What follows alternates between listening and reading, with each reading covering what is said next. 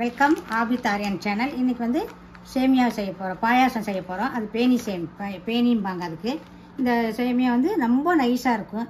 இது வந்து இது வறுத்தே இருக்கும். இது வந்து நம்ம பால் 1 லிட்டர் ஒரு சொம்பு பால், பாதாம், ஏலக்காய், முந்திரி, அதுக்கு தேவையான சர்க்கரை போட்டுக்கலாம்.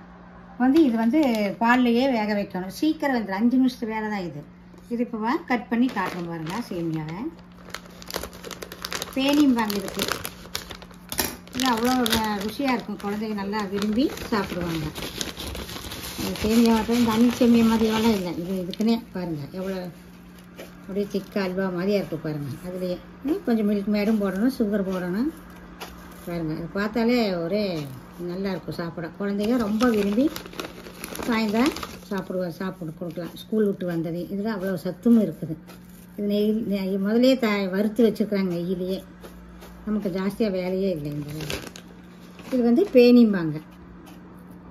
பாயாசம்தான், ஆனால் பேனிம்பாங்க இதுக்கு பேர். பாருங்கள், இப்போ செய்ய போகிறோம், வாங்க பார்க்கலாம். பாருங்கள்,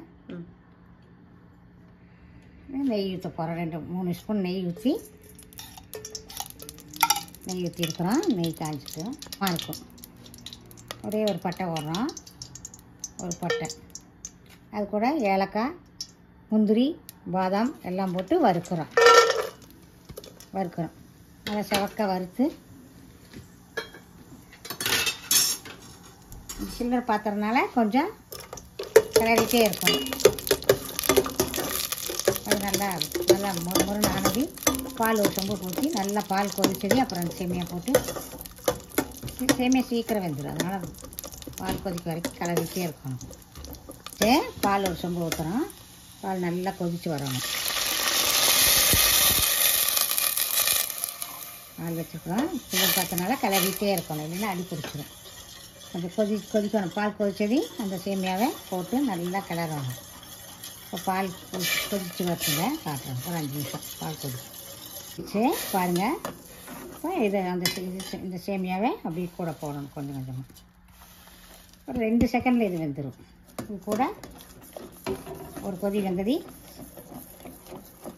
சர்க்கரை, மில்க்மேடு எல்லாம் போட்டு ஒரு 5 நிமிஷம், ஒரு 5 செகண்ட் விட்டால் போகுது. நல்லா பூவாட்டம் வெந்துடும் பாருங்கள். இதுக்கு பேர் வந்து சீர்குருமான்னு சொல்லுவாங்க.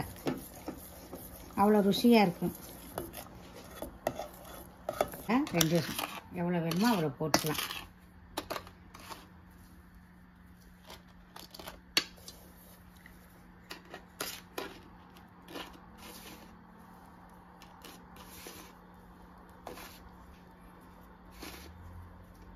இந்த கரண்டியில் பாருங்கள், கரண்டி இந்த கரண்டி, அதனால் போட்டு நல்லா கலக்கணும். சர்க்கரை பத்துலினா நம்ம சேர்த்திக்கலாம். அவ்வளோ ருசியாக இருக்கும் இந்த பாயாசம். இதுக்கு பேர் வந்து சீர்குருமான்னு சொல்லுவாங்க.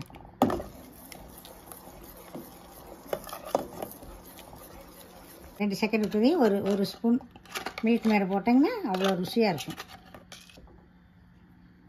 கொஞ்சம் தேவையான